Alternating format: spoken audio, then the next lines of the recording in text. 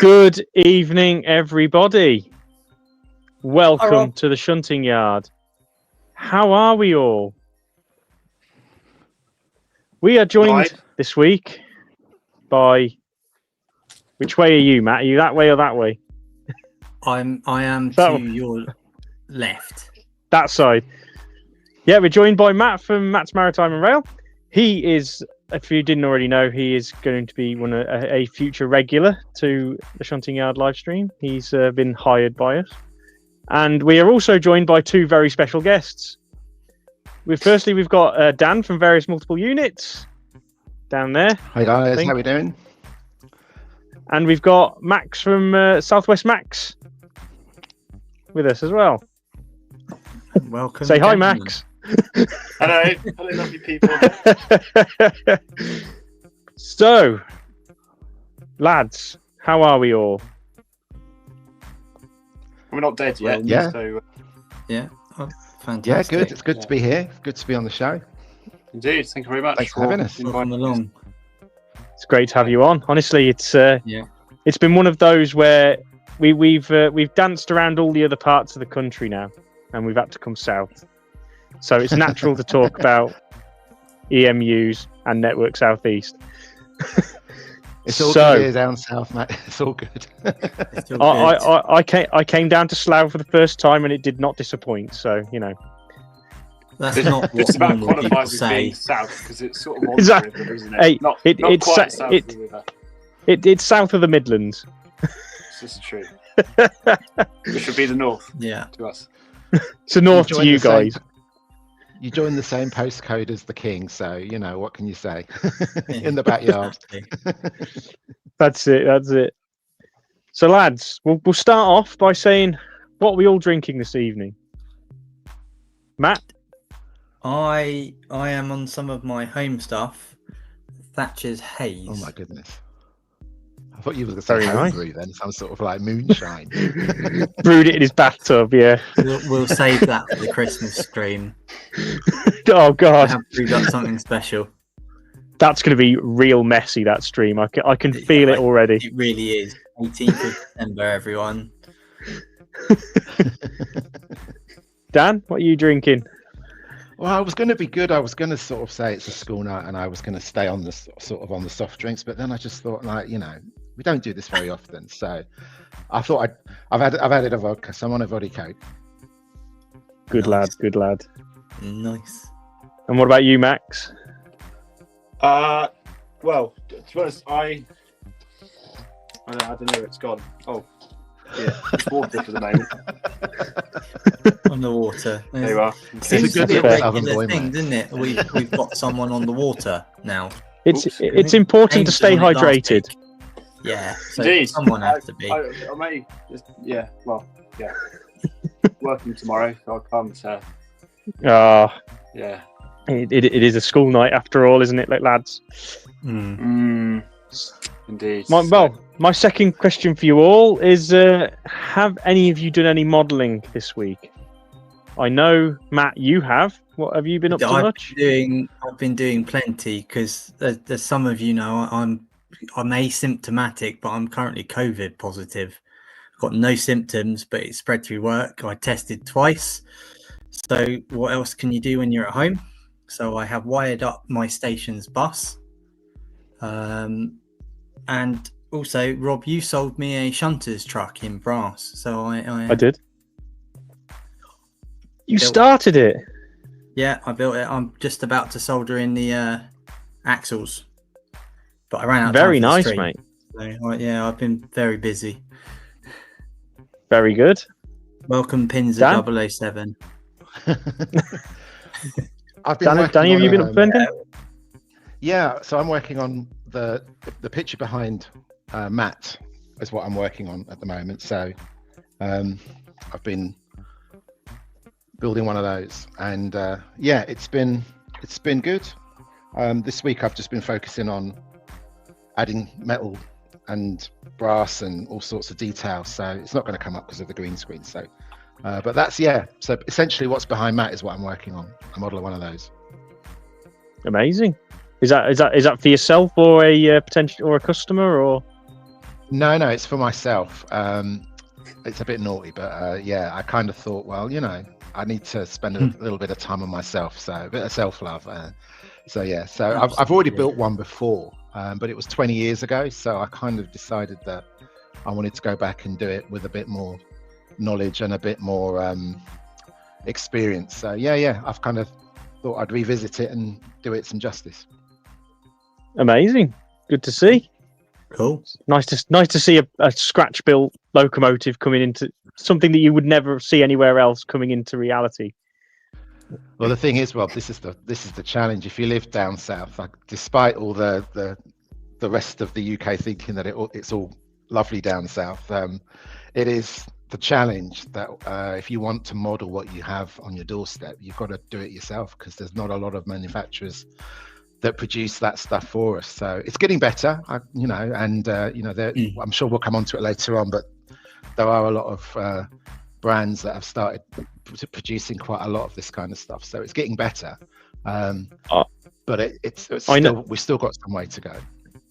I know that struggle all too well, being in a scale where we only have 2 ready-to-run models, locomotives. So it's an eternal struggle. No, Max, but it is have you been up to anything? Unfortunately not this week anyway. Just because of work and that, I've been out of faith, so to speak. So I have been running trains, been running the SIGs in and out of the layout, but I've not actually built anything. I'm sort of the recent race has been getting the 444s done in time for Tolworth a couple of weeks back. So I'm sort of having a bit of a break for the moment, but I've got a few things lined up for the new year, so I'm just recharging the batteries, so to speak, at the moment. Well earned break, I think, as well. It's too cold to airbrush or anything like that, so yeah. Sometimes it's nice to take a sit back and not have something on your workbench for a bit, isn't it? It's just have a bit of a hobby break, because everybody needs it. Otherwise we all get burnt out, and I'm sure that many of us in this hobby can all relate to that. It's the eternal struggle, especially this year. Apparently, it seems there's a lot of people that seem to be bowing out due to burnout, which is a shame. But I suppose that's what happens when you do your hobby too much. It's no longer enjoyable, is it? To that respect, whether you have the time or not. It's really important to take that time out, though. It's like if you're working on anything, and and you take yourself outside for 5 minutes and then come back to it, you see things with fresher eyes. And I think it's the same with burnout. You work on anything, you need to sort of step back every now and again, just to give yourself some time to reevaluate and to come back and look at things in a fresh way. Definitely. 100%. Absolutely. Well, 100%. on my front, the 09 has taken a bit of a step this week. The locomotive I showed you guys during the sound check now has its chassis, it runs, and it's been undercoated. And I've also redone the whole layout today. So, and this is the one, if I remember rightly, based on the Raven, Glass and Eskdale Railway. Yeah, is that right? River-esque, I believe. River-esque. Yeah. And it's currently it's on a Farish 08 chassis, but I'm waiting on the valve gear to turn up, so then it becomes an outside cylindered steam engine. Not that you guys really give a shit about that, you southern region guys. No, I wouldn't go that far. No, I do like it. I do dabble in a bit of steam every now and again. Yeah, narrow gauge steam is very endearing. So. Yeah, it is. I think that's why I made the switch. There's a lot more to it. It's a bit more unique. Yeah. So who we got in the chat this week? We got Phil, the venerable Phil that's here every week. He's a stalwart supporter of the stream, and what would we do without him, eh? Of the team. He's a member of the team. Very important member of our team. Wow, absolutely. I know of us. We have our man Charlie Hooterton. Yeah. We've got his O gauge cherry. That's it. He got an 08. Yes. In fairness, I think I kind of talked him into that, because he was sending me messages while he was at the show saying, "I've seen an 08 called Charlie," and I was like, and I just sent him that GIF of Palpatine just saying, "Do it, do it," and he did. So it's all good. We've got James in the chat as well. Little Weston. He's lazy and didn't want to join us. I can see we've got Lucas as well. We've got Ukash. Yeah, we've got Oliver. We have Chris from TTTE 120. Thunderblade 989. Thunderblade 989. Portal warship. Amazing. And Max and Ollie Walker. We've got Ron Lines as well. Yeah. Hello, Mark. And we've got Peter Jewell. Pinzer 007. We've got First Max. time to the stream. We've got a few first timers here, which is absolutely amazing. Welcome in. It's lovely to see. We've got Rob's Rails. We have 3B Rail. Yeah. Yanlet Creek. I can see a Hilton there as well. A Wild Hilton. Yeah, we do. Yeah. 3B Rail. We've got 04 Clemia as well. So I think they're a new person. Oh, I'm having to scroll down. Yeah. Brake vans are for cowards.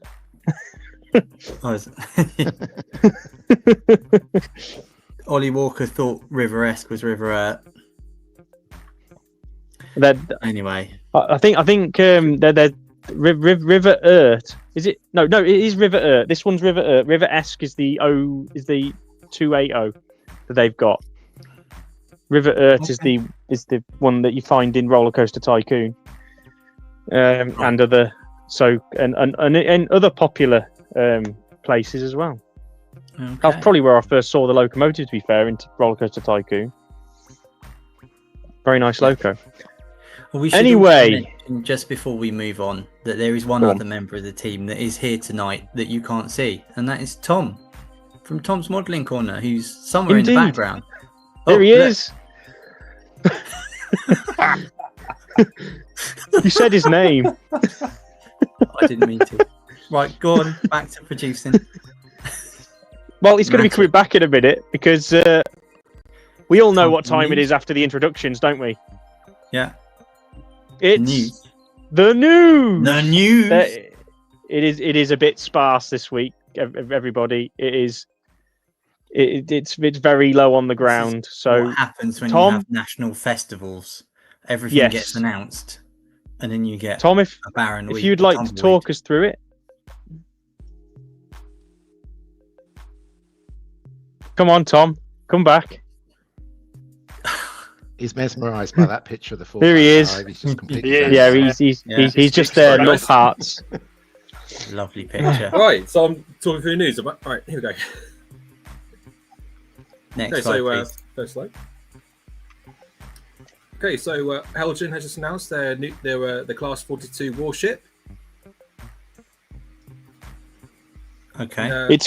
It's quite nice. I quite like that. DB red. Sorry, DB red. Yeah. It does show the where the roots of the Class 42 came from, doesn't it? Is it Class 42 or Class 43? A warship? No, it's Class 42. Yeah. Yeah, because they did that. German they would loco that I can't remember the number of. They were derived from the German version of it, weren't they? Because Yeah. I believe it looks incredibly similar. It just got very small differences to make it British. Yeah. But it's a very nice colour scheme. It suits the locomotive really well, doesn't I it? believe that is the Deutsche Bahn German livery they ran in as well. V200. That's what it is. Yeah. Yes. Yeah. Thank you. 200, my bad. It's not a loco. It says it on the picture. I'm tempted. There's many things it says on the picture. The big one's this new announcement that dazzled my eyes. You can get this from DCC Ready for £219 real retail price, and if you want a sound fitted version, it's £319 real retail price. Diesel 10. Tom, can you elaborate on Diesel 10? Hang on. We've been joined by Tom from Buggles Kelly Station, everybody, as well. Hi, Tom. He hasn't gone to the pub this week. Hi, Tom. And also, Tom and Peachy, I believe, on Saturday and Sunday, presented at the They did. the Pico. Warnerly. Sorry, the Warnerly YouTube. Yes. Conference. Yes. Okay. The fact that they Panel. were that they're both of their segments are on show. Kudos to them guys. They did absolutely cracking work on those, as well as everybody else. To be fair, that it looked like those layouts were put together so well, and I really regret not having a go. Yeah. Is there any They more were news, Tom? fantastic. Are we going to the next slide? Yeah. Next slide. Here we go. This is some really good news. David Clark Model Railway. It's a Great Western Railway that is. Remind me where it is, Rob, or someone in the chat. But either way, this was due to close because I think the landlords were taking the building back. However, Archer, after much discussion and agreement between parties, this will now remain open. So if you've got the chance, do go and visit this. Make it a real public outcry. It's important because they've managed to save it, which is great. It's fantastic. Yep, good effort. Well, I must admit, I've never heard of this until a couple of days ago. Same here, actually. To be Yeah. honest. It is Okay. phenomenal. I just see all that work that's gone into That it. is, It's that is incredible. fantastic. Yeah. They must have like a platform thing to dangle them above it to get to the middle, unless they've got really long arms, which would be fine. Yeah. Guys, just so you know, there's some proper savage behaviour going on in the chat. Is there? Oh, we should Yeah, look. Tom has just told Chris that it was Sam's trains and not him that converted him to TT. That is right. just, oh my god! Yeah. Saying that here is just not a good look, man. Anyway, Oh, talking about David Clark, make sure you go and visit if you can, if you're nearby or if you're there for a day. It's good. Also, remember the other sort of public model railways. The other one that stands out to me is Trago Mills down in Newton Abbot. If you're down near Devon, that's always worth a visit. It's a very good model railway. next time I go down there, I want to visit Trago Mills. Absolutely. You can go on the Ride-on Railway as well that saved the Paynton Zoo Class 37. Yeah. Yeah, so it's good. I mean, obviously, the years of work's gone into this, so go and visit. Oh, and visit Pico-Rama. Oh, wait, Max, yeah, no, we'll come on to that at some point. We discussed that last week, and it's incredibly sad that we've lost Pico-Rama. Although, from what it sounds like, it's for 2026 at the moment. There needs to be serious thought into bringing that back as well, because the start a crowdfunder.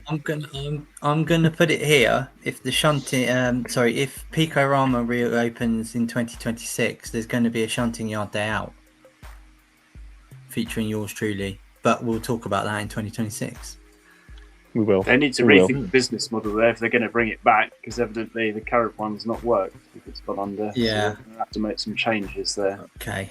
Next slide, Tom. Next slide. I will hand it over to you lads now for this, because Okay. you were there. So yeah, myself and Tom went on the Sunday. It's a bit of a last minute thing. We weren't really sure, and then we just kind of, should we go? And we went, and we met Max. Yes. Doing a sterling job with Pico. Warnerly, yeah, okay, we'll call it Warner. And I also met Max. You were also there on the Sunday as well, weren't you? I was, briefly. Yes. It was good to visit. It was a nice Definitely, visit, yeah. A done pretty good day out. And I got proof Yeah. I was there. Warnerly Coal Company, does that say? Yeah. Warnerly National Energy Carriers. I know Yes. Mark from Ron Lines was there as well, and Lyndon from Fairford, and Mark from Idsworth Holt was there. So it was a good number, and obviously Zach from 71D as well with his railway dad. So it was a pretty good day out. There were plenty of us there. Some pretty good layouts, pretty good trades going on as well, trading. So do you want to go to the next slide, Tom, and we'll go Yes. through it? These are There we the decorated samples, I understand. You've got the Saint, the 28, the WD210. I think that's Gordon, isn't it? From the Severn Valley Railway. They had a sample of that Pania. running. They had a sample of Gordon running around on the demonstration loop. It looked really good. It looked good, yeah. And I think Charlie took the other photos there. So you got the Pania. Or was it? Yeah.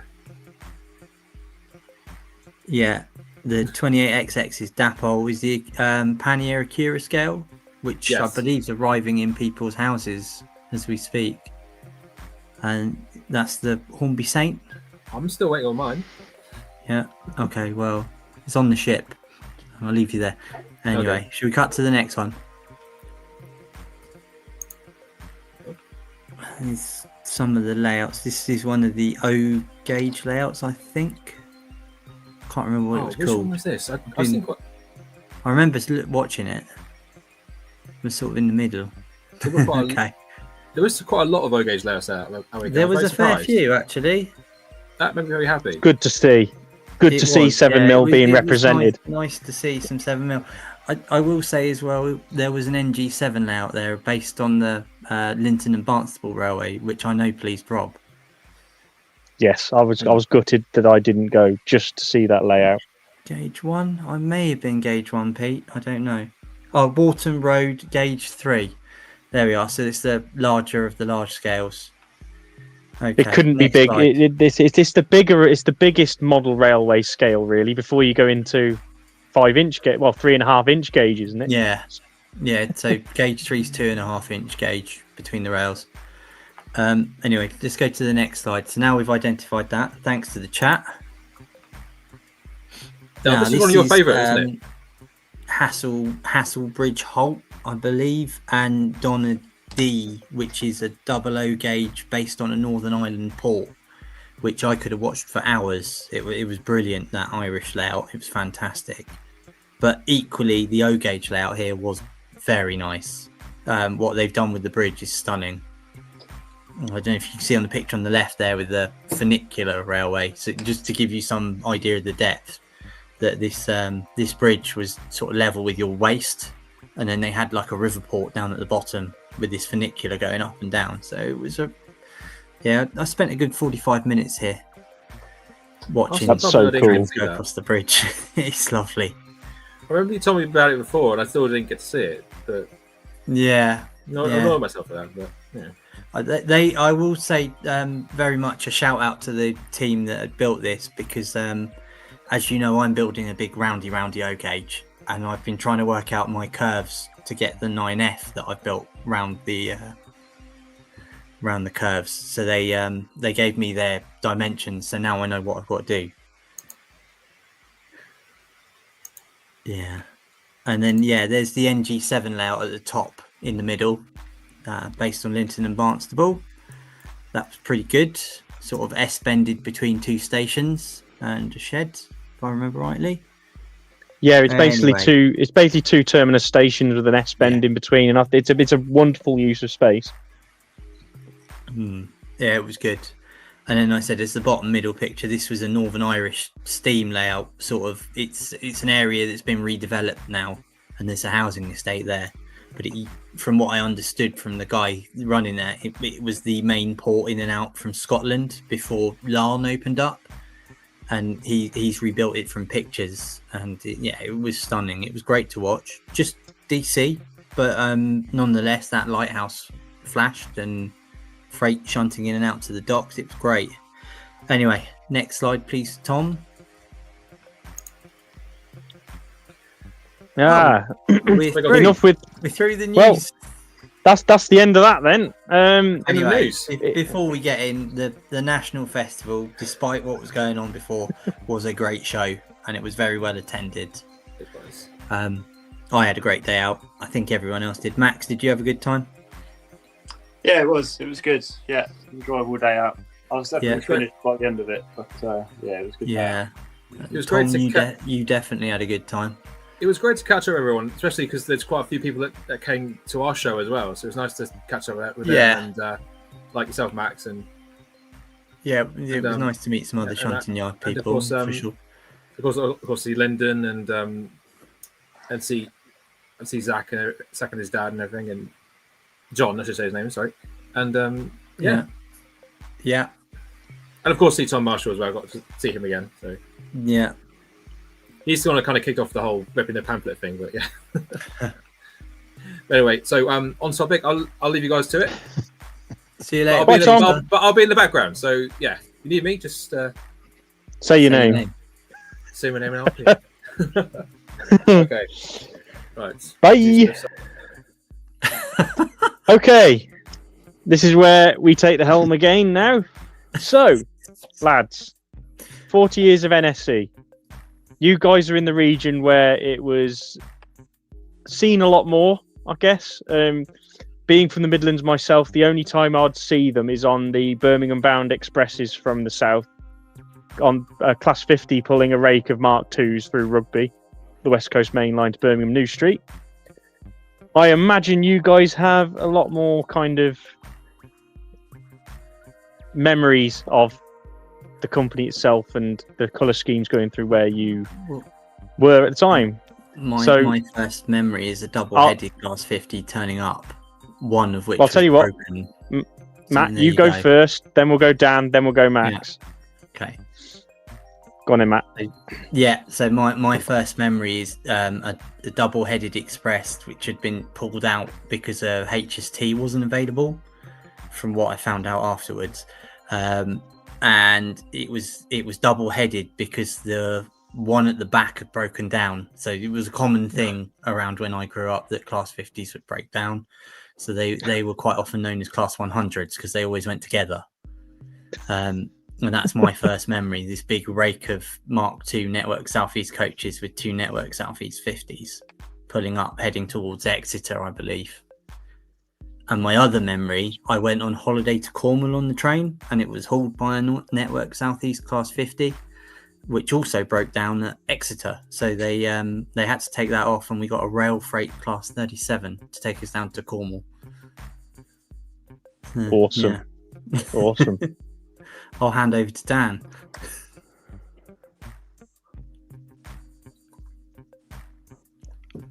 Sorry, guys, I'm having some technical. I'm just sat here frozen. You're moving to us. Yeah, I can see you working again. That's all right. So my first memories of NSC, I was there at the beginning because I am a little bit older than you guys. So yeah, I pretty much remember it. The only way I can express it was to. You have to remember, pre-NSC, everything was the same. Everything was very dull, sort of bland colours. And prior to blue-grey, we had all of the sort of the end of steam era where you kind of everything was a bit dirty and run down. So you kind of have to remember, like, it was very drab pre-NSC. And then suddenly you had this colour, and it was like going into Oz. You know, it was like landing on the Yellow Brick Road, and everything suddenly got in Technicolor because it was mad. And it wasn't just like slightly mad, it was completely mad because, like, the colorway for NSC is quite garish now, but back then it was even more so. I can imagine it was like going from a black and white TV to a color TV at the time. Absolutely. Yeah. Absolutely. And the mad thing was, people either loved it or hated it, and it was very Marmite of the time. And I mean, I thought it was crazy. I thought it was fantastic because it was so bright, and it was just everything just suddenly came into full color. And it was all the stock that was painted was like old stuff that had been around since the 60s. So it was to see, as the picture on my right shows, it was quite striking. So fantastic. I absolutely loved the railways at the time because it was just seeing all this color suddenly appear. And yeah, it was an amazing time. all those years of underinvesting and all of the stuff being run down suddenly turned around, and lampposts got painted red. We got bright red litter bins on platforms and benches. Everything started to sort of suddenly come alive again. So yeah, it was an amazing time, and the only way that you can sort of imagine it now is like, you know, I mean, we waited a long time in the southwestern region for the livery to be painted on half the units that are currently running, and there's still stuff running from the liveries, you know, from Southwest trains on the lines now. So but back then everything just got painted over a period of time, and within 2-3 years it was done. So yeah, it was a fantastic time. Really good memories. Amazing. You're being thrown some shade in the chat, just so you know, Danny, by Tom. I'm used to it. You're used to it. Okay. I'm used to shade. just in case you wanted to fire back or something, we give you the opportunity. We'll give you the opportunity, Max. But as Lyndon's just pointed out, you weren't born in the Network Southeast era, were you? So I guess it's going to be 465908. To be completely honest with you, no, I was not. Not to make you all feel old. When I was just about early enough to remember, it was just the last couple of things clinging on. But even the early stagecoach SWT, the sort of revised Network Southeast that Southwest Trains initially did when they first took over, even that was starting to thin out a bit. In place of best impressions like swoosh liveries with the red, blue and white liveries they did. So for me, I've not got a huge amount of memories of it, to be honest with you. By the time I was sort of old enough to remember stuff around 2005, it was it was already all but gone. I mean, it had been privatised for 9 years. So, well, NSE lives on at the Severn Valley Railway on at least one of their Class 50s. And the Great Central. The GCR, yeah, of course they have. Yeah, they've got one in Royal Oak. Don't forget that one. NSC is one of those liveries that looks absolutely fantastic on anything it's applied to.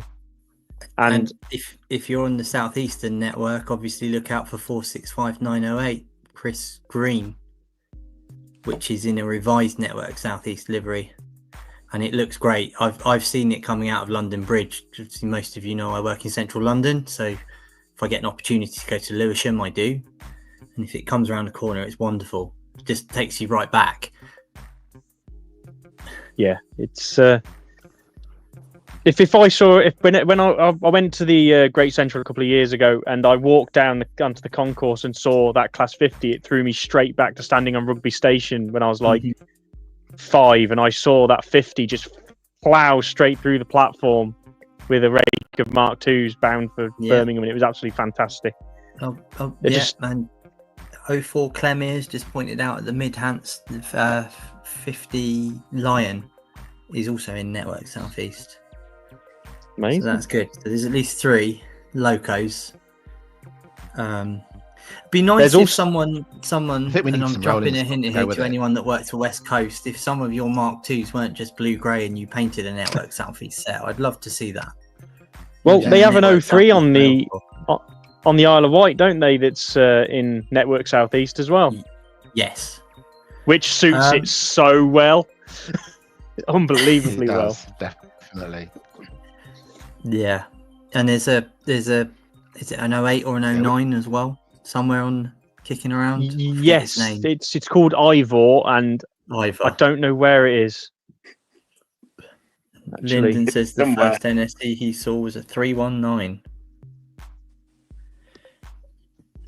Okay. Anyway, shall we move moving swiftly on? Shall we move on? That is a bit harsh. The 319 is a great bit. Good old Lyndon. He's trying to support us, and we just fob him off like he's an old shoe or something. Yeah, here comes trouble. Aaron has arrived in the chat. Here we go. Aaron's here. Yeah. Shall we move on to the modelling then, and ask my producer next slide, please? Yep, go on then. Always. Oh, here we go. Some network southeast wow. modelling. Yeah, so we'll Whose let are you talk about these? this, Danny, if you want to work around this, because I recognise this as your work. So Having done nearly as many shows as you this yeah, last so year. essentially,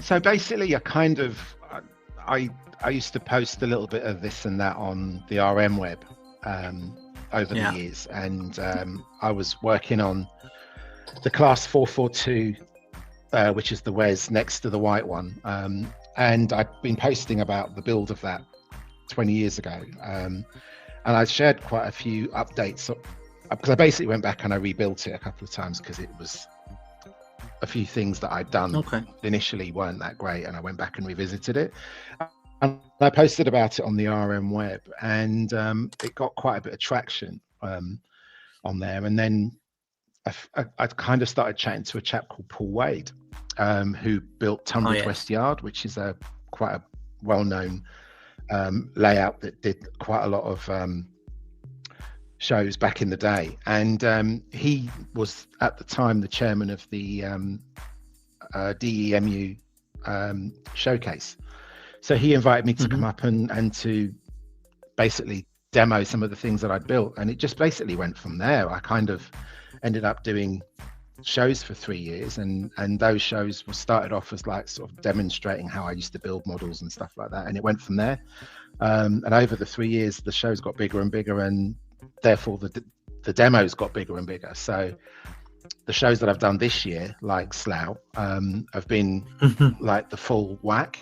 You've pretty much had quite a big chunk of what I've been building, and it was great because I've always kind of liked chatting to people about this kind of stuff, and you don't get to do that very well on social media as you do face to face. So being able to take these models out and talk to people, which has been the bit I've enjoyed the most, it's been having those conversations, meeting railwaymen, meeting modelers, enthusiasts and stuff, and talking about the models themselves and the real things that they've been modeled on.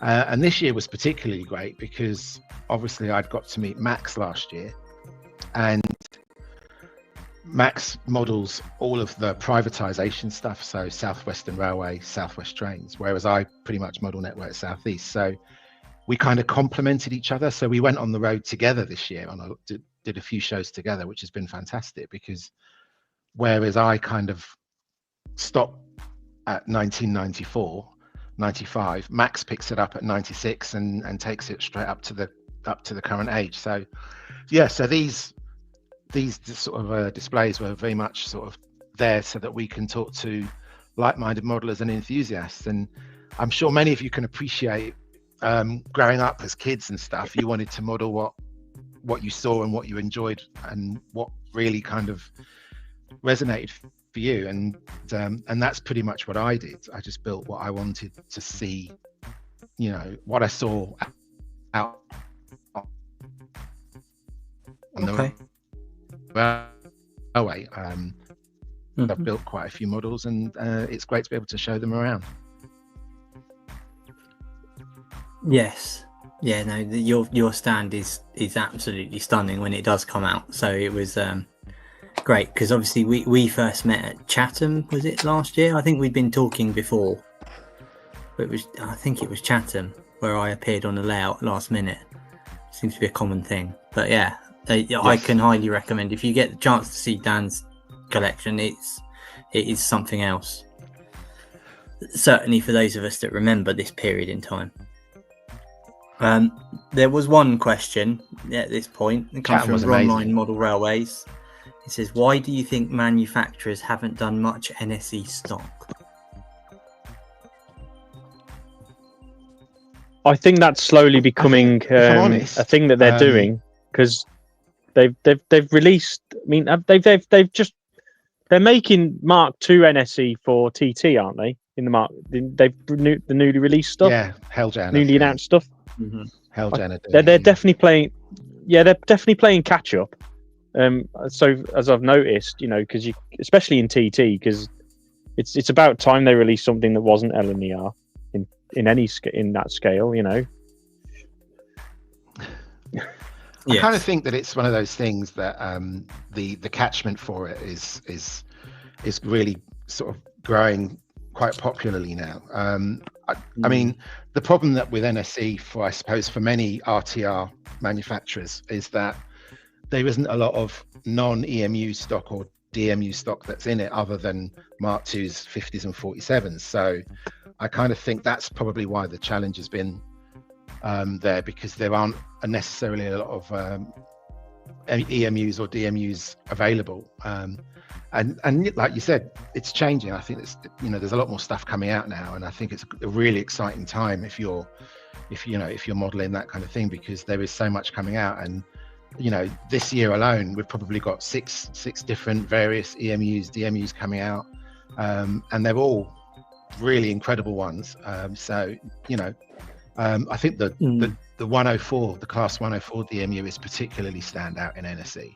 It looks the absolute business. So yeah, Helljans has really sort of knocked it out of the park. And I know the class 321's coming out next year with Revolution. Yeah. And that's coming out in NSE. That's going to be phenomenal, because that is an absolutely stunning build. So yeah, lots to come. Exciting times. Yes. Yeah, no, it's good. Should we move on to the next slide?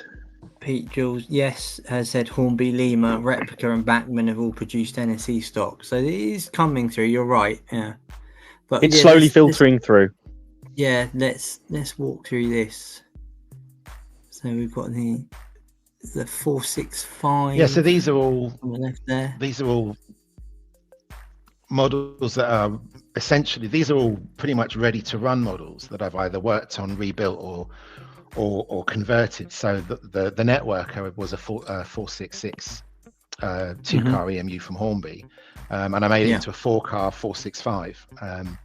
So that was actually a really cool build, because I'd never done a cut and shut like that before, and that's pretty much what it is. It's basically two car sets made into one 4-car, but you have to have a few extra body shells because you've got to cut and shut them to fit them together.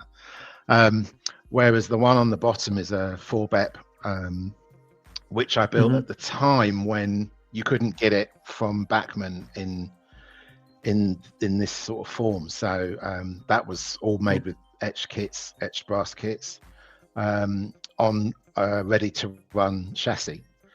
And then the one on the top right was from a particular favorite. I did my biggest show of the entire time I've been doing shows, which was Model World Live in April. And it's probably the most exciting thing I've done in terms of big shows. And I got to meet, obviously, a lot of the guys from Hornby magazine who I'd written an article for.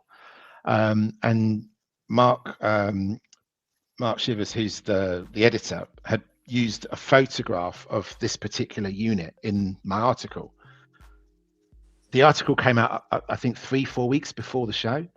And I crapped myself, because I looked at it and thought, well, I'm going to have to model that one now, because it's in my article, and people are going to wonder why it's in my article and I haven't got a model of it. So I ended up having to get the model and then weather it to look like the picture in the article. And I think I pulled it off. But yeah, so that's why that one came about. It was never on my list, but yeah.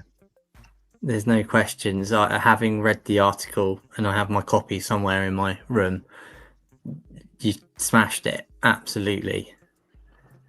It's a wonderful, wonderful model. You've done a cracking job. And I think really most people agree. Really cool. If you go and look, either online or if you've got this copy, I'd written that. You can I wrote see that last year. Wow. There you go. Next slide. I wrote the article last year, and it was I think the actual article didn't come out until sort of March or April, but it was something that I'm really proud of. I suppose also, before we get, and I know these are Max's photos, but before we get into it, we should talk about Gordon Petit, which we can see on the left there, which is the preserved 4VEP, and what you did for them this year, Dan, because I think what you did there was quite a stunning job, and it's again, it was quite against the clock, wasn't it? Yeah. Oh, that's really cool of you guys to mention it, because that's probably my proudest moment. Yeah, no, Pete from I NSC wanted Lakshmi, to bring this up. and I have been huge fans of the 4VEP 3417, and I've always wanted to do something to help them out to raise some money for them, because those guys work really, really hard in their own time to restore this real unit. And it's, this unit was made in 1967, and it's been sat since 2006 in sidings and so on. And they've restored it with all money that they've fundraised and they've put in themselves and so on. And they've worked so hard on it. And I wanted to do something to help them out, but we're not allowed to go and get physically involved in the restoration because it's kept on railway property. So it was a case of just getting behind them and doing what I do to help them. So I wrote to some retailers, Gauge Master and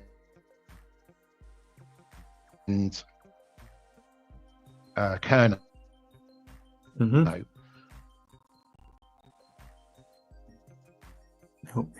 Slight technical hitch. It took about 6 months to do, not because it was a lot of work, but because I do it in my own time. I worked on it in my own time. So we got the 3 VEPs together and we auctioned them. And before we auctioned them, we got to go and take them over to Strawberry Hill and present them in front of the real thing, which is the picture that Max is showing there. And we also got to run them inside the unit, actually on the floor of the unit within it, from end to end. So all 3 models got the opportunity to run inside the item that they're built on. So that was particularly phenomenal. And the funny thing about that was everyone suddenly turned into 10-year-olds.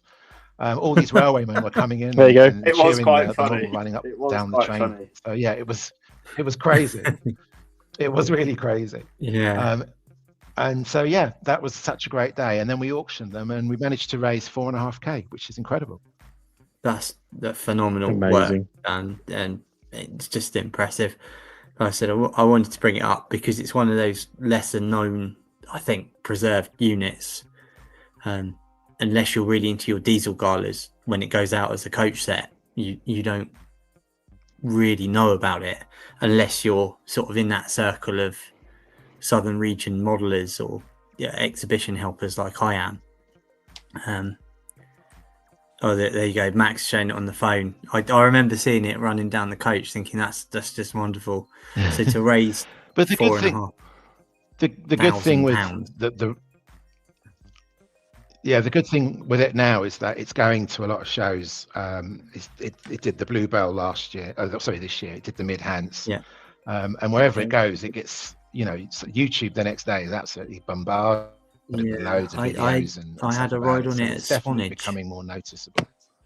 I had a ride on It'd it. be interesting to see if it gets more widely sent out to other heritage railways further north, so the likes of us can experience what these old EMUs actually were like without having to go outside of our home counties.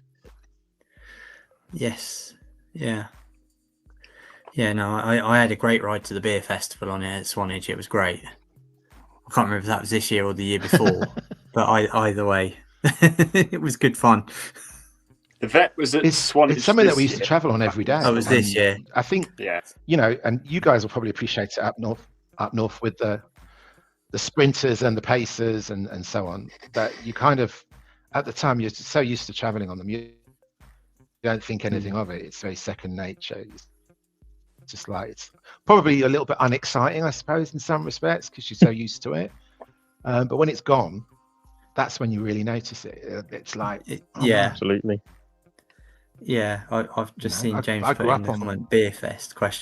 If you go to the Swanage Diesel Gala, they tie it up with the Beer Festival at Corfe Castle Station. And then they run what they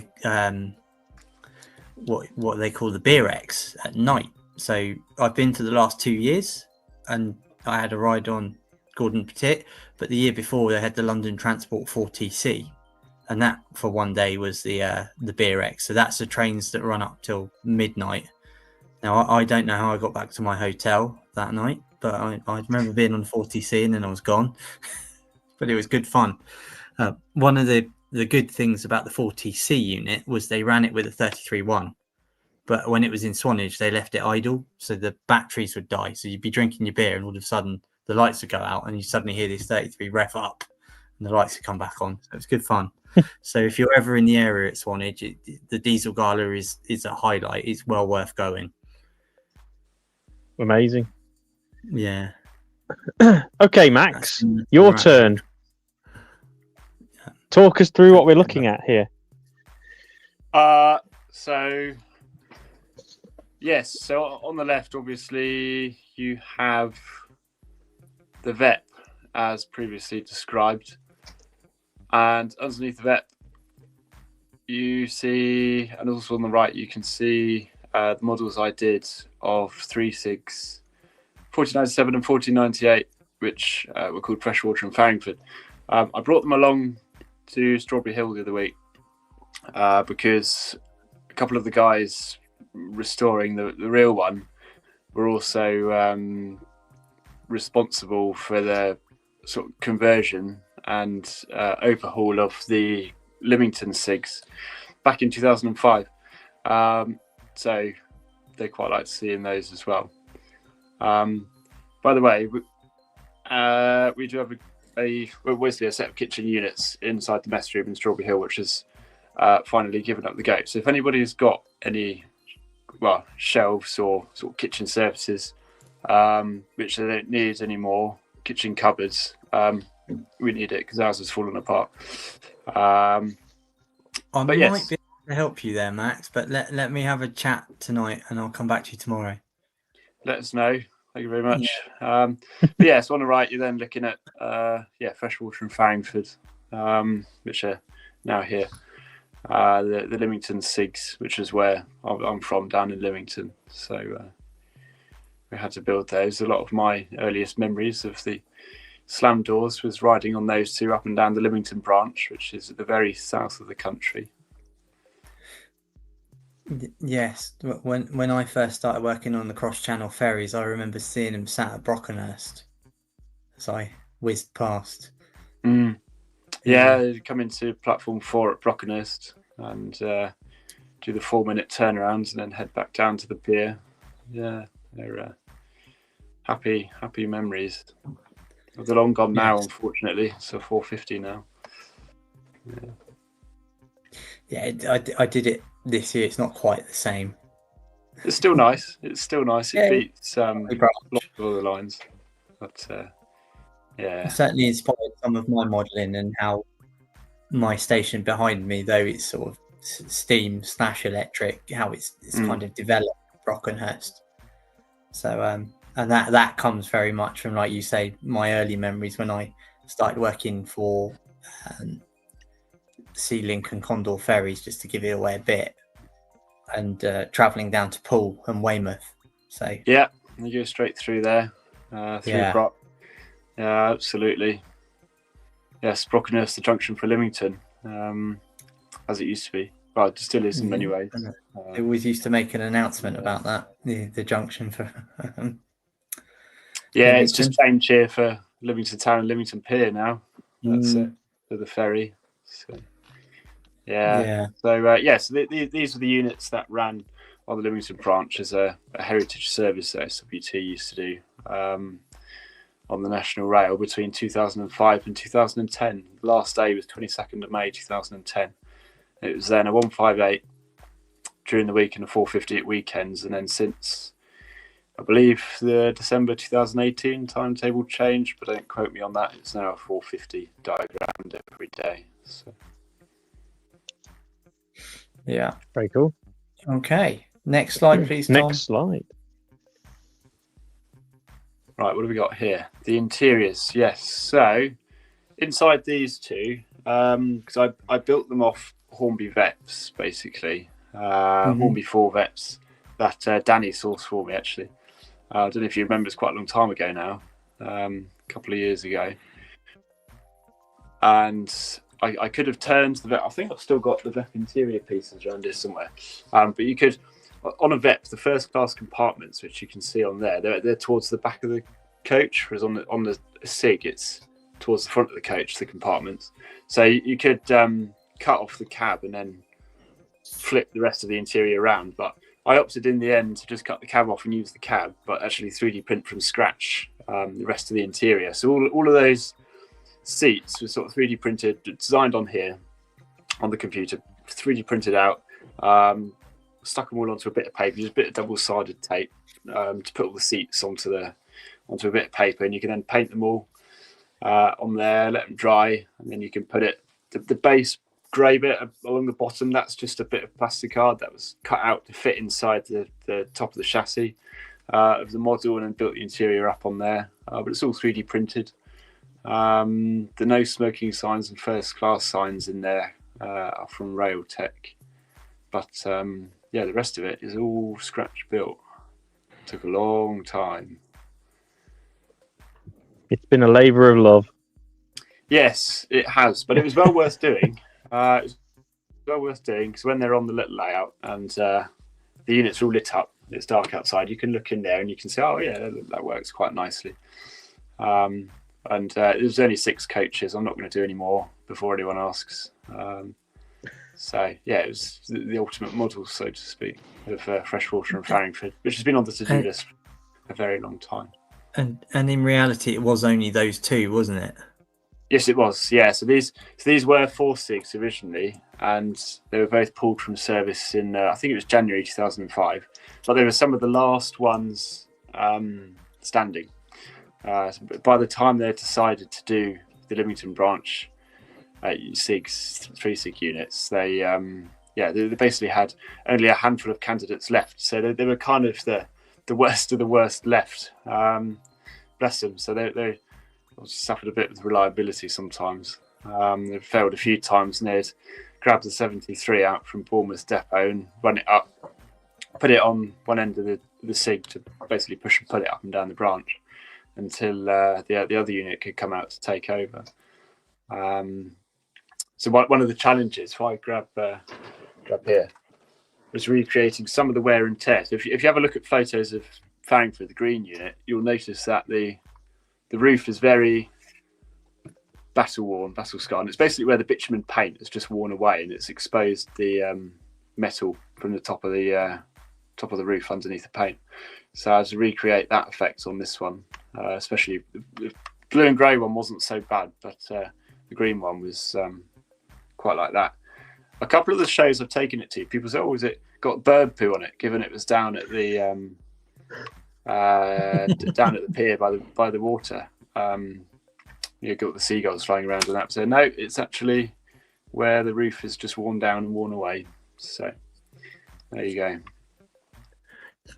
Don't get so much of that from modern units now. Are you tempted to like flick some white paint over the roof just to appease these people? Funnily enough, yes, yes I am, and on the and on the Desaros as well. Same as the 444s, where they go down to Weymouth and sit for 20 minutes, half an hour before heading back up. They quite often got bird poo sort of dribbling down the side of the roof. Oh, nice. So it's certainly something I'd quite like to have a go at. Watch the Probably, space. again, something I can say probably as someone who worked on the other side from the water side. Certainly at Lymington, we used to line up with the train. So we never had any seagulls come because we used to sound the horn when we were coming in to let the people to pick up the ropes. So you'd see all these birds disappear because there'd be this almighty horn and the train would turn up, and it wasn't quite the same, but it was, yeah, bird stuff. I'm not so sure. Weymouth I can accept because it's right down the other end of the town. It's nowhere near the tramway.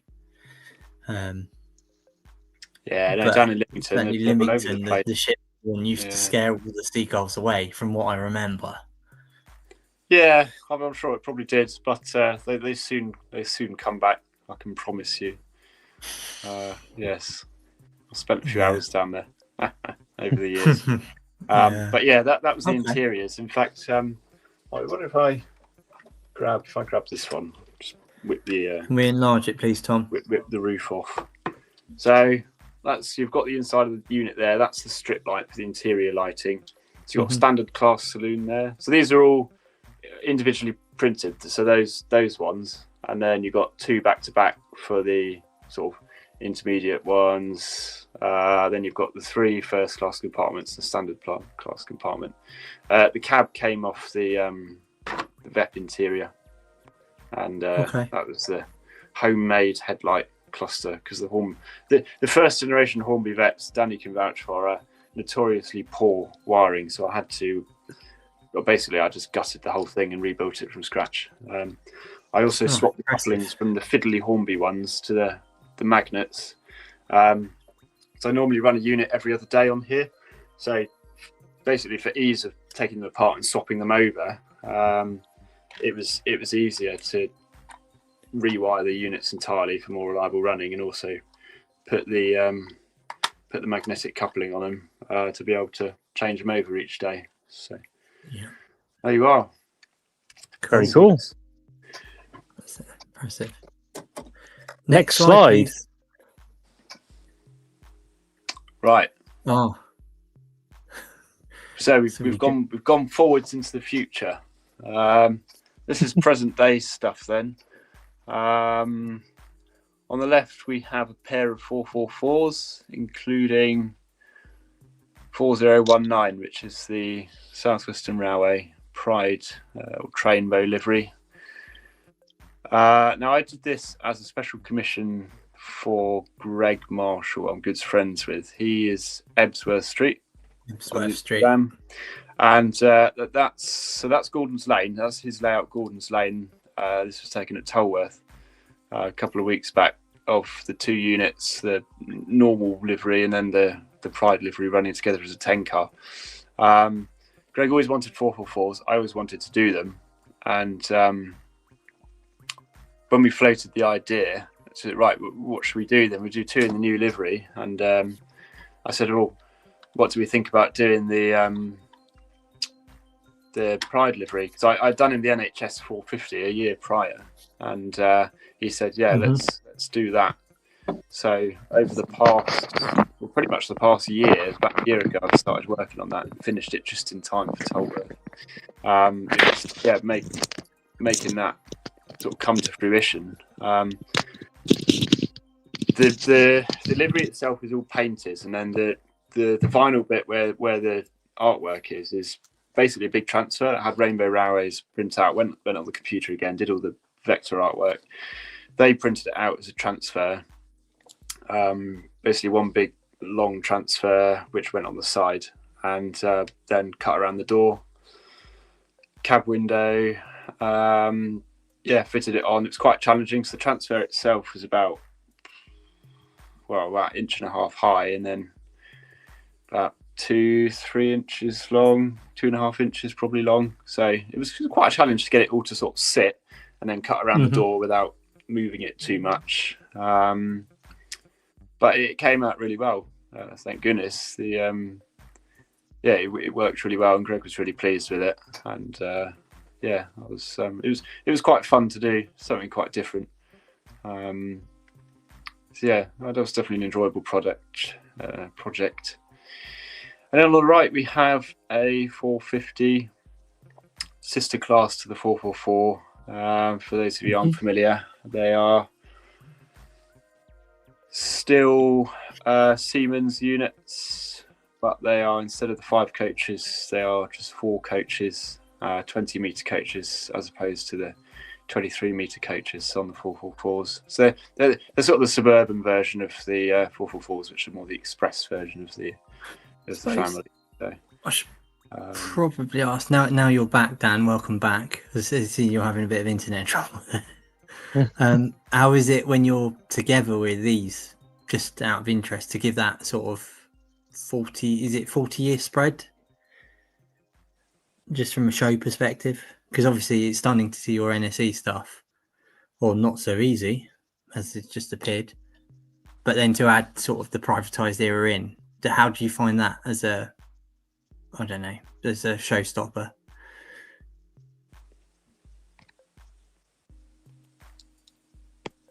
Is he there? No, he's frozen. I think he might have frozen. Yeah, it's basically 40 years when Danny and I go to a show together. It's Right.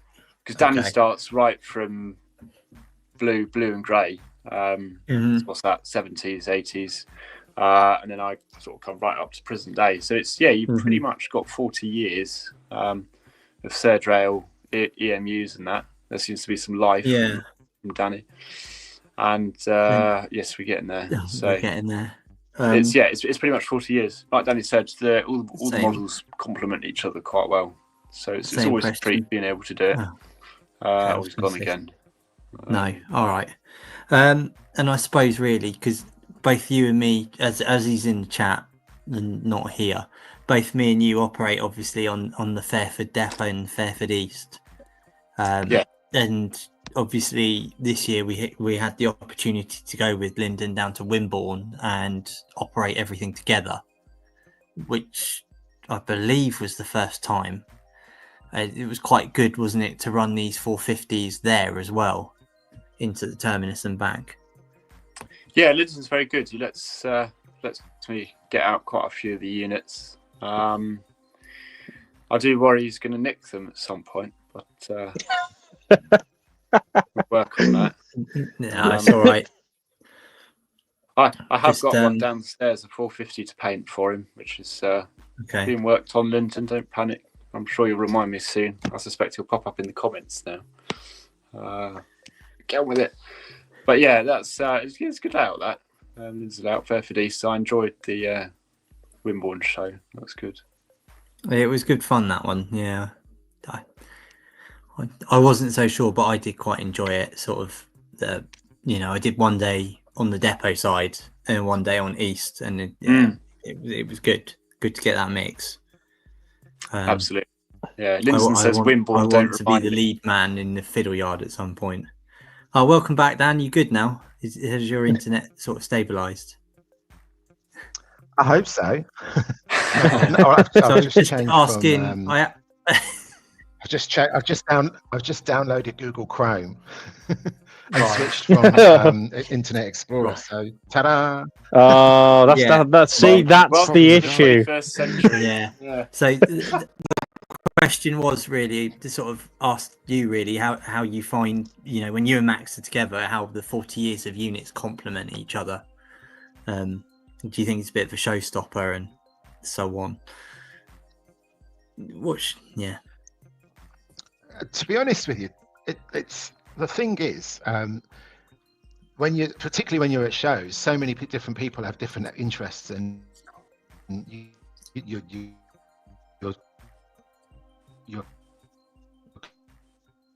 kind of opening yourself to a much wider audience. I can't. Oh dear. When you get sort of railwaymen coming up saying like, I remember driving this, or I remember working on that, and so on. Covering the entire 40 years with Max meant that we were really able to sort of touch every base.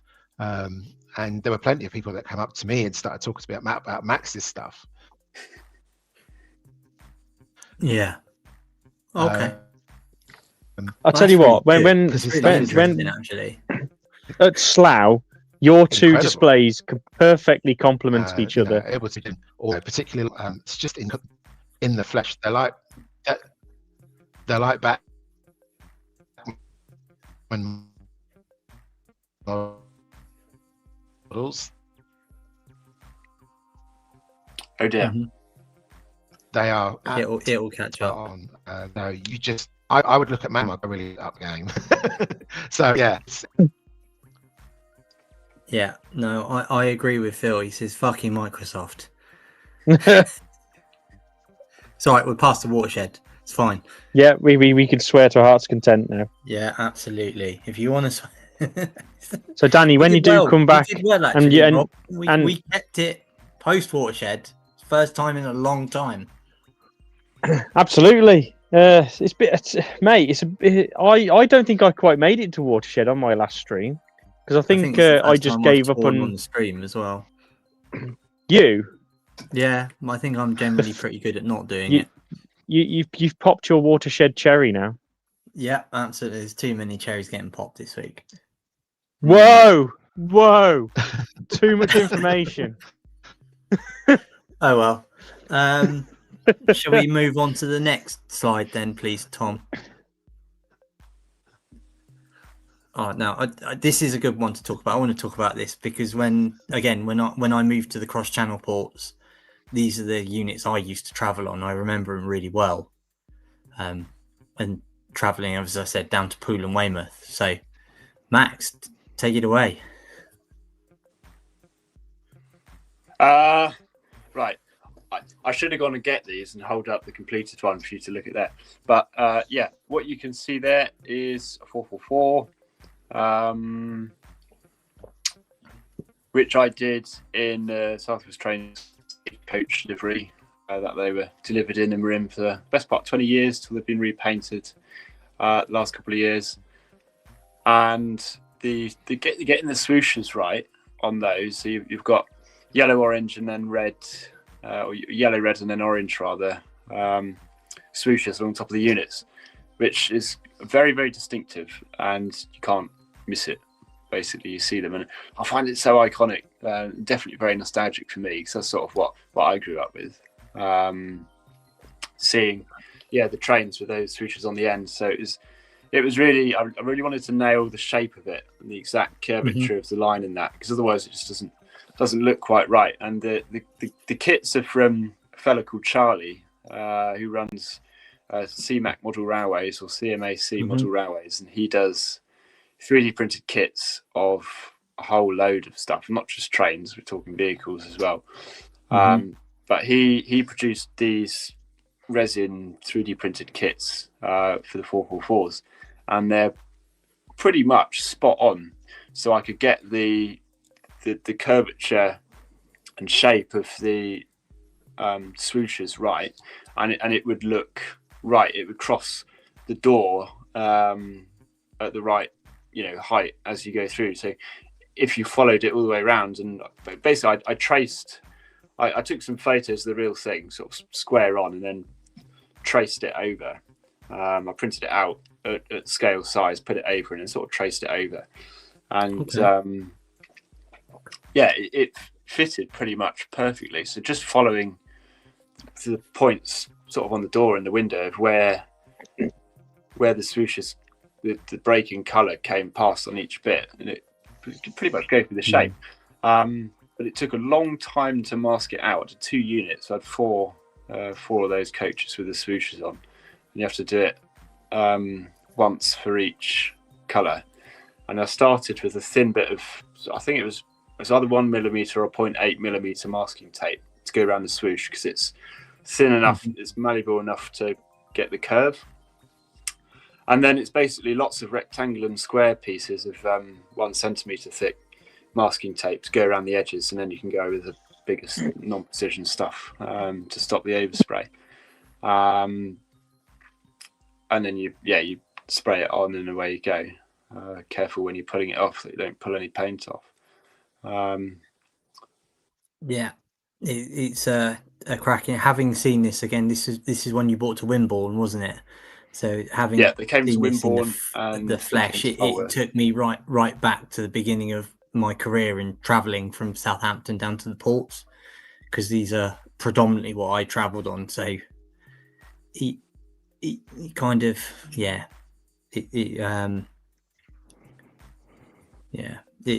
just took me right back. Yeah, so you did a wonderful job, because you brought that memory out. Good. That's what it's all about. Yeah. Next slide, please, Tom. I do think it's one of those liveries that it really does. Yeah. Carry on, Dan. Work. Yeah, it really does.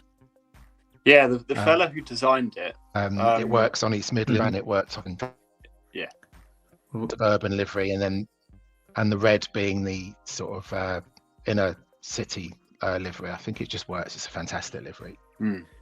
Yeah, they absolutely nailed Sorry, it. Max. No, I was completely agree. Yeah, the fellow Ray who designed it from Best Impressions. Yeah, they absolutely nailed it on that. Absolutely nailed it. Yeah. See, Mark, says you have some patience, Max. Yes, more than I realise, I think, sometimes, which is why I'm having a break now, because I've been hard at it for most of the year. Okay, so this is obviously the Trainbow livery we talked about earlier. Yeah. This is the application. This is the application. So on the right, you've got, thank you very much. I'll say any no delivery. Thank you very much. That's very kind of you. What have we got? We've got, so those are the transfers that I printed out, the transfer sheet that I printed out from Rainbow Railways, and then the body shells there. And then on the left, you can see the first one having gone on the side loosely there. There's still water under it. What I then did from there was I basically cut around in that sort of shape around the yellow that was on the underside, or on the side of the train, sorry, the front end yellow, like the real one where the vinyl matches the sort of curvature of the yellow on the side. Cut around the cab window and then around the forward passenger entry door under there. And I did trim it back slightly for then the SWR logo to sit correctly. That's how it went on. Okay. I had to put in the glazing of those first two windows where they go on, obviously, and then varnished it and glazed the rest of it afterwards. Okay. Next slide, please. And there's a completed article, all varnished, glazed, detailed. I then used thin black lining to go around the cab doors, and a slightly thicker one where the sort of thicker rubber seal is on the edge at the front there that the units have, and it's back on the chassis. So fully glazed. Yeah, that's the completed unit, which looks nice in the sun. Unfortunately, I don't have it anymore, which is kind of gutting.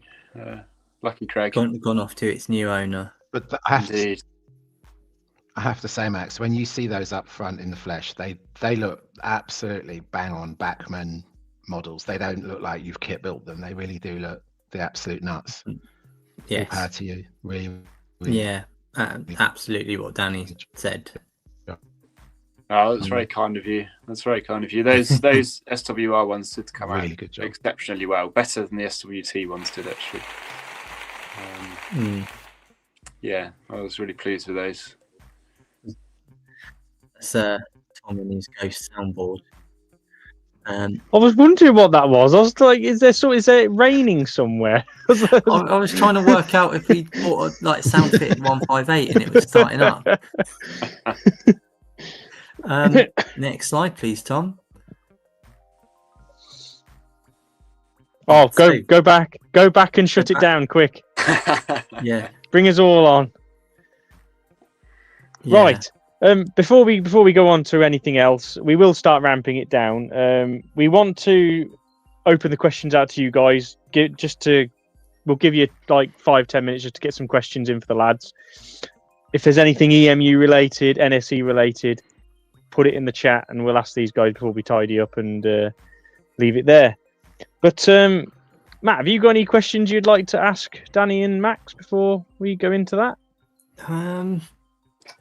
No, I'll let you start and think of some, because obviously I've travelled about with these guys quite a lot this year, so most of my questions have already been asked. So I'm going to leave it open to our chat and our other host. Well, you know what? I'm going to pretend I know what I'm actually asking here, and also pretend I know exactly what you guys are on about. Is there anything? Is there any EMUs that you haven't had a go at yet, which you want to in future? We'll start with you, Max, this time. Yes. So my next project will be 455s in SWT red. 2 of those. Oh, brilliant! In the new year. I know what a 445 is.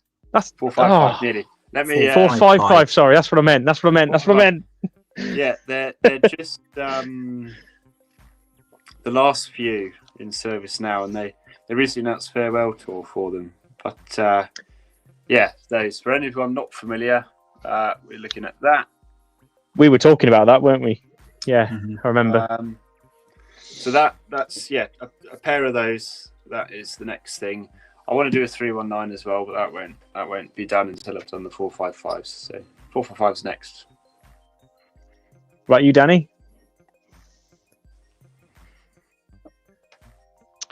Well, I've done both of those, 455 and 319. So I think the only one of the sort of that group of units I haven't done is a 456.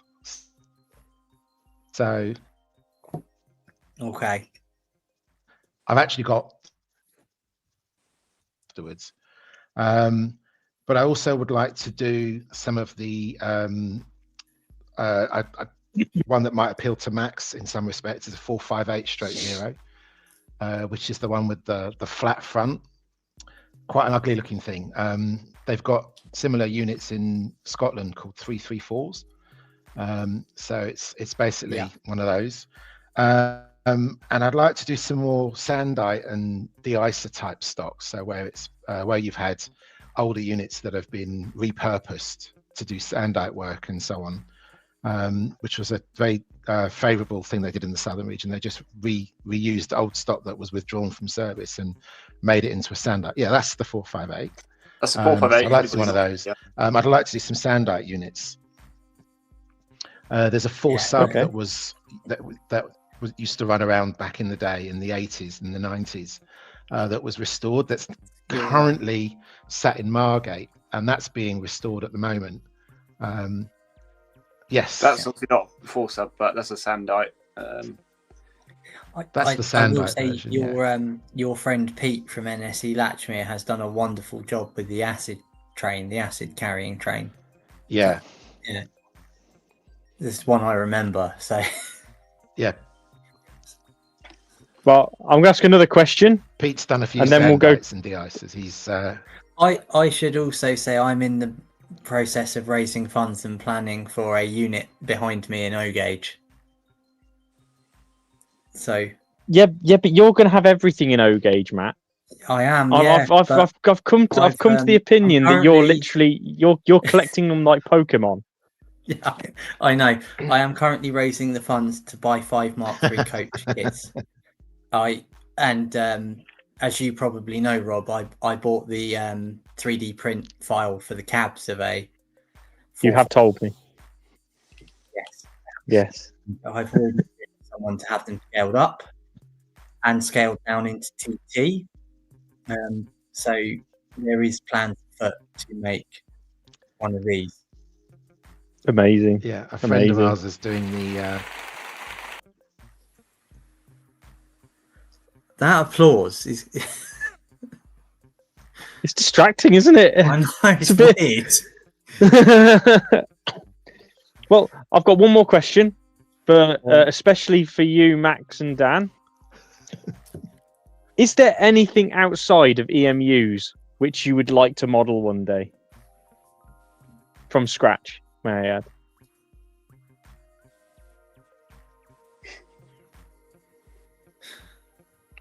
Yeah. So I've stopped doing shows this year because of a number of issues. And nothing negative. It's just it's very taxing and it's very exhausting.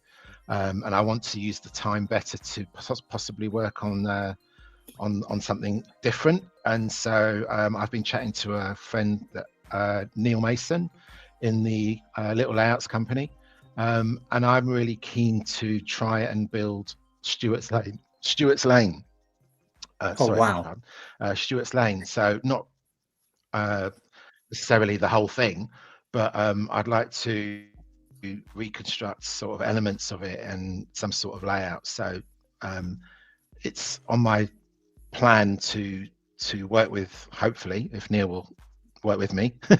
But yeah, I'd like to work with Neil and try and produce some sort of version in 00 of Stuart's Lane, so that the units have got somewhere to run, because at the moment I live in a 1-bed and there is no layout. So I often go tray in hand, a few with a few units under my arm over to Latchmere and beg Pete to let me run some stuff on his amazing layout. So it'd be nice to be able to do something for myself and actually have something that I can run my own stuff on. So yeah, that's what I'm going to try and put my hand to next. Yeah, Having your own layout is a game changer. It really is. It's one of those things where you can actually enjoy the things you've created rather than just look at them. And you'll really enjoy that. What about you, Max? Very much. In terms of layout, I'd love to do something. I'm very fortunate. I have got a small layout, X3Ns, which is just over there, and it's big enough to run the SIGs and 450 or the 158, 159. I would eventually love to build a scale model of Brockenhurst Station in the late 2000s, sort of in the twilight years of these two units, to be able to run these and the 4x4s and everything really. But you did ask non-EMU related, and the answer to that is Exbury Gardens. Yes. Yeah.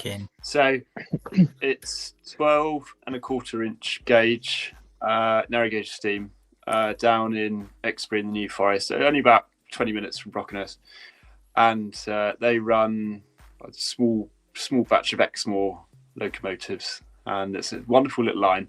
I'd love to do a model railway based on Exbury Gardens, and I'd love to build models of the locomotives they have there, the Exmoor locomotives. At the moment, nobody builds one, and I think I worked out that the track gauge, if I was going to do it in 00 scale, would be about 4mm for the sort of 12.25 inch gauge. It'd be about just go to 7mm. Just go to 7mm. It'll be so much easier. Yeah, I think for that one I'll have to go something bigger. More bleeding trees. Yes, absolutely. More trees, limbs, and lovely things. Exbury Gardens and the Exbury Railway is a great day out. Hang on. If you want to make trees, apparently hairspray is the easiest way to do it. It is, yeah. Plenty of that. Got to be plenty of that on this layout. I'm sure they have some South African trees. Danny has lots of use for hairspray. A great off-down super drug then. Very good. Very good. Yeah. Yes, so there you go.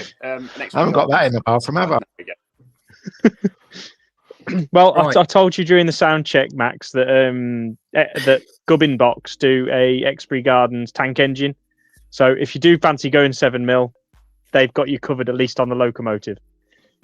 That's good. Yeah, that's good. That's good. It'll be a lot of scratch building and a long learning curve. Yeah. So. Okay. One of the Right. drivers Amazing. becomes a drop. Possibly, maybe Phil. So there you go. Have we had any questions? Because I've seen a lot of chaos going on in the conversation. There's always chaos. This is a shunting yard. Come on.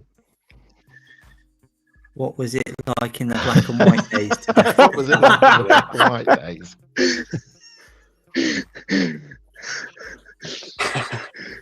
Sometimes I think I'm still there.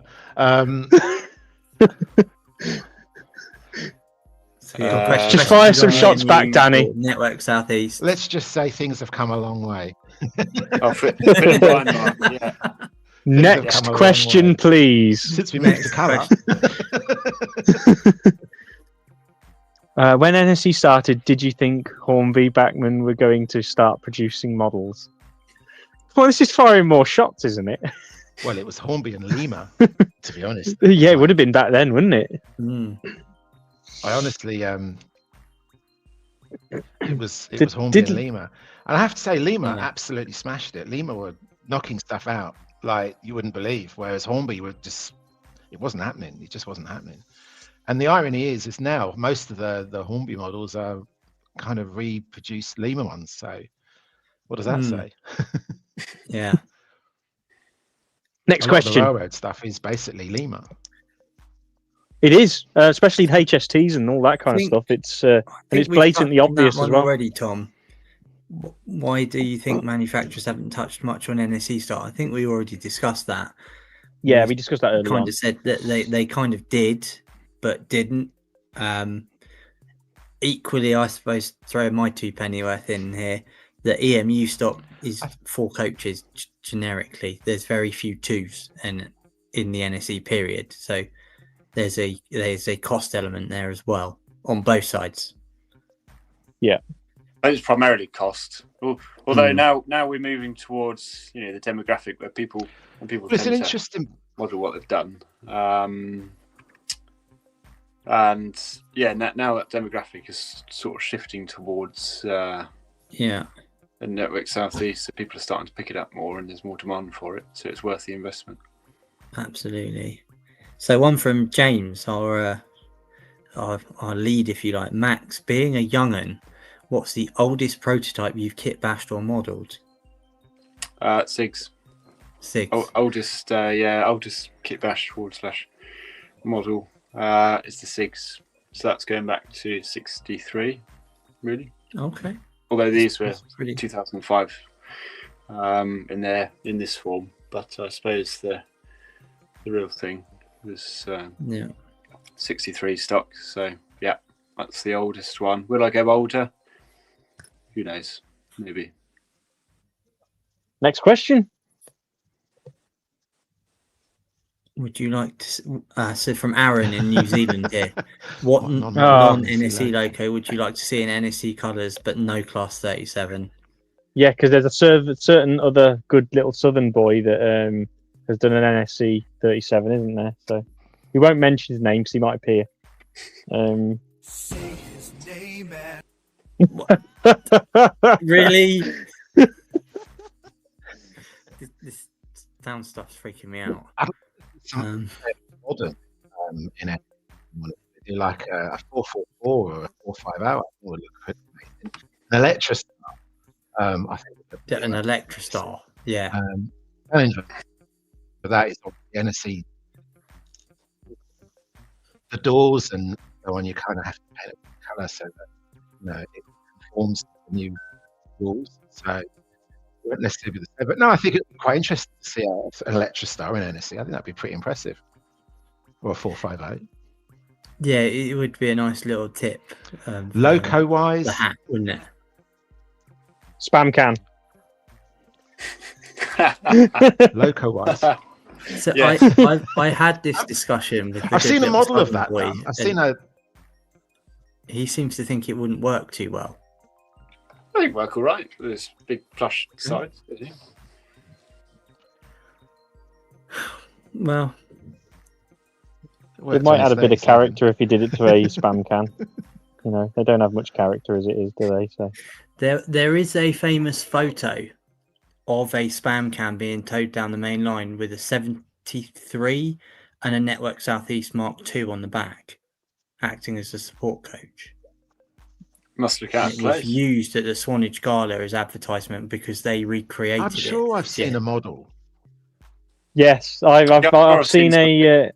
It's in the more modern sure I've NSE seen livery, the isn't it? model. It's not the Yeah. Are classic you one. sure? I don't know. No, it definitely rings a I was bell. advised it wouldn't work very well. Next question before I get into trouble. Yeah. Will those 455s have the cut down coaches?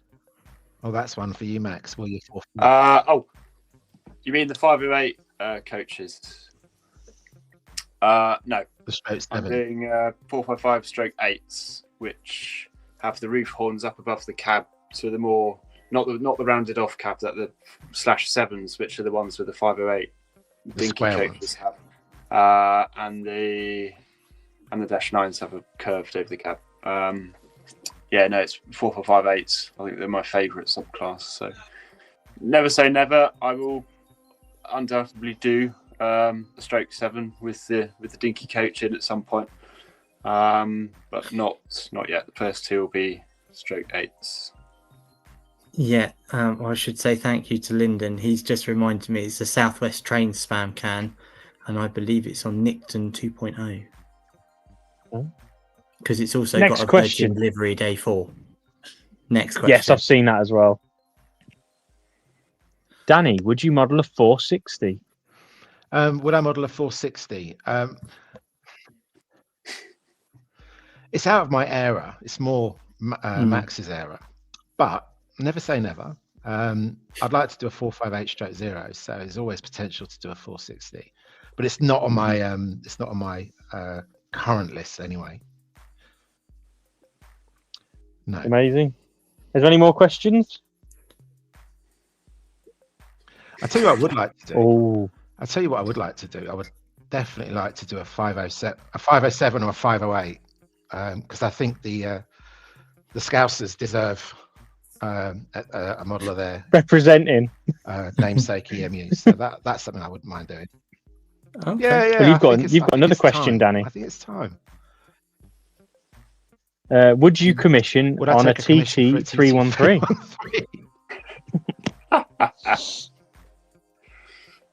You provide the kit, Peachy, and I'll build it for you. Oh, there we go. You've just signed Next your question. life away there. If the kit's made available, does- I'll do it. This is Lyndon again. The Battlefield Max Run show comparison. No, evidently not. Sorry, Next Lyndon. I question. want to know why Lyndon's throbbing like a paxman. Max, are you adding a It's 4-5? been troubling me for a few weeks. Yes, Lyndon, we've Yeah, I already was discussed looking at this. that. You're on the list, yeah. Next question. Next. Oh, God, here we go again. If I'm honest, Matt, I don't want to know why his name's Paxman Throb. Something's Next left question. unsaid. Does Matt have a layout big enough? Yes, I do. 42 foot. Max, where'd you get your transfers? 2 places. All the numbers, 3D printed nameplates, unit numbers, coach numbers, all comes from Railtech. Steve is a wonderful guy and he has absolute attention to detail. And the thing I really like about Steve is if I send something to him and say, right, I want this and I think it needs this, he'll come back to you and say, oh, actually, I don't think that's right. I think it's this because this. And a lot of the time he's right.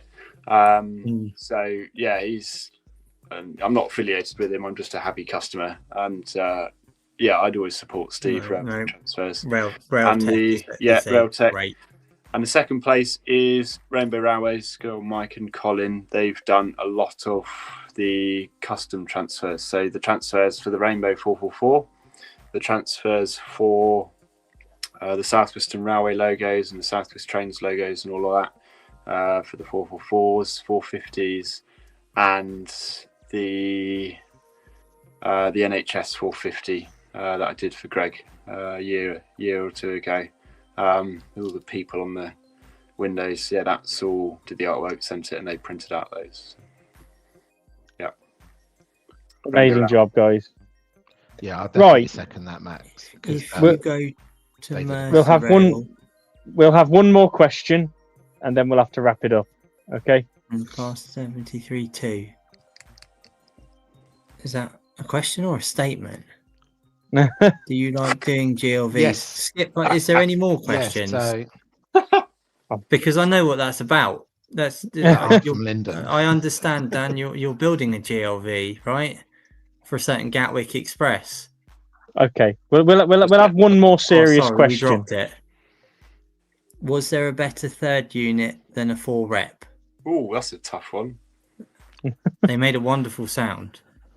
They made a wonderful No, pop the in full the rep snow was as the well. absolute don. It was the app. It is was the the dog's it is the dangle, king of wasn't it? EMUs. The 4 rep. If there was an Arnold Schwarzenegger of a unit, it was the 4 rep. It was the absolute the Rock as a 4 rep. Yeah, absolutely. It doesn't get any Right. better than that. My favourite photo of a 4 rep is coming up through the New Forest in the snow, and I can't find it, but it's just gone over a break in the third rail, and it's basically made this small explosion where it's interacted with the snow, and the 750 volts has gone, and it's. I tell you what, Max, you wanted to get on the Discord. I've given you the link. If you find that picture, post it there. If you haven't seen it, go there and have a look when Max has posted it. And Tom, come back in here, mate, if you're decent. There is one more question we should ask that is a good one. Oh, okay. And it's from Mark's Model Railways. It says, to both lads, what's the most man hours you spent on one of your models? Finish on a sensible question. Absolutely, yeah. Do you want to go first, Danny? Yeah, I can go first. It's this one, the 313. So to give some context, the kit came out. The kit came out in various stages about 7 years ago, and you could buy bits of it, but not the whole thing. I think that took me. I mean, it's only 3 coaches. It took me about a year. There was a lot of work to do on it. It wasn't a particularly good kit initially because, like I said, you could only get bits at the time, and then bits were added and so on. But I build at a certain pace, and I kind of got impatient, so I ended up scratch building a lot of it. So it took probably about a year to do. Oh wow! Go on then, Max. And Max. It's going to have to be the SIGs again because we went through the trauma of building the interiors from scratch. So I must have spent, I don't know, hundreds of hours over the course of about 6 months building them. The 444s have gone on for longer, but I didn't work as intensely on those as I did the SIGs. So. Okay, Tom, if you're decent, come on. Let's do the outro.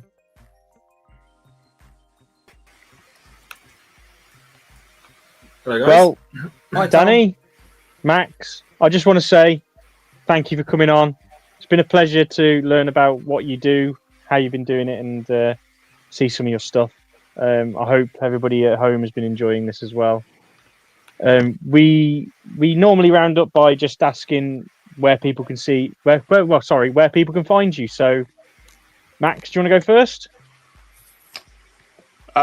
Sure. I'm on the Instagram is SouthWestMax_Railway, and you can see the quaddle that I build in the 455s next year.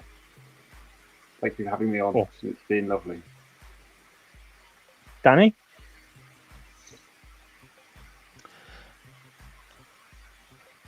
First of all, huge apologies for my poor reception. I'm still having technical issues, so I apologise if I've dropped in and out tonight. You can get me on hashtag various multiple units on pretty much all of the social channels: Instagram, Facebook, Twitter, or X, what should I say, Threads, and Blue Sky. Amazing. Well, the links to these guys' channels will be in the description to this video. Tom, where can people find you? Right, well, you can find me Things. on YouTube, Instagram, X, TikTok, all that sort of stuff. There's either Tom's Modelling Corner or Tom's Model Corner. And Matt? And I'm like, So I'm on YouTube and Instagram as Matt's Maritime and Rail. And I've been Rob from the Kiln Line. You can find me on Instagram, YouTube, and Facebook. Together, we have been the Shunting Yard. Hang on. Thank you very much for watching. Hang on. No. We got to do a community shout out.